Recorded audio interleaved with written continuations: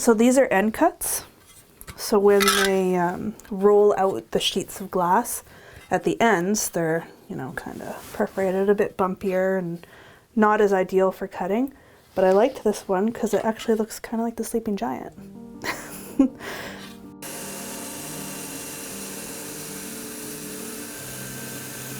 I took an Introduction to Stained Glass course. It was just a basic course on learning how to cut and solder. And, since then, it just kind of took off.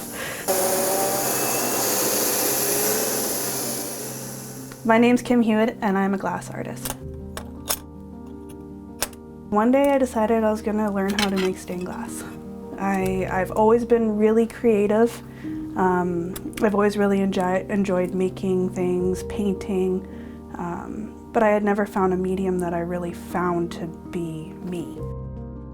So I like to move the glass when I'm cutting and find it's a lot easier. I love stained glass. There's so many applications for it. It can be used in so many different methods. It can look different in any light. A stained glass window that I make, it looks, you know, completely different in the night compared to when the sun's shining through. It's fluid, but it's brittle. It's strong, but it's fragile, obviously. The cost of glass is really expensive, so when I make a mistake, it's a very expensive mistake.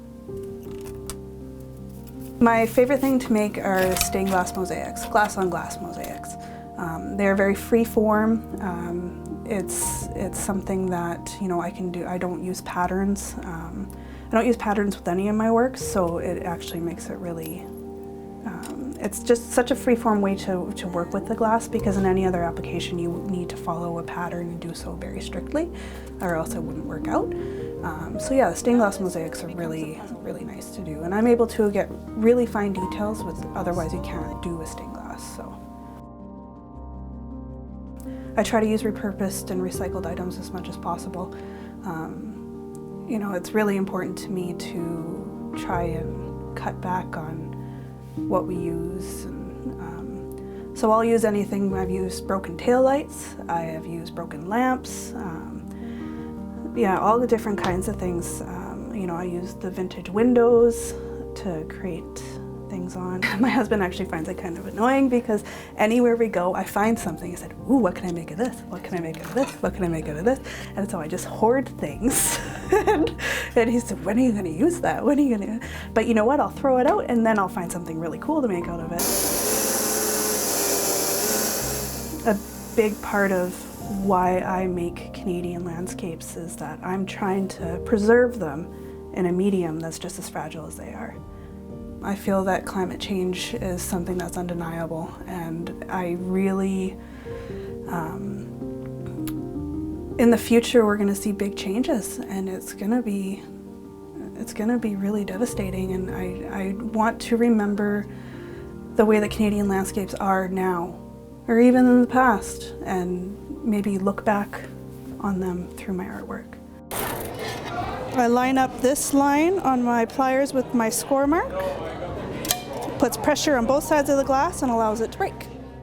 The struggles that I've encountered doing this, it's really difficult sometimes to balance the home work, especially when you work from home. I mean, I work with glass, so it's not something I could do with my children around.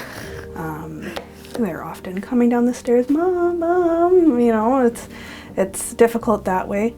But I definitely feel more fortunate than anything that I'm able to do this and be there for them. But theories of all kinds or new evidence are discovered. Doing this and being at home for my kids means that I don't take time away from them to do this. Well, I try not to. Yeah. I feel very fortunate, and I really love what I do because I'm able to be creative.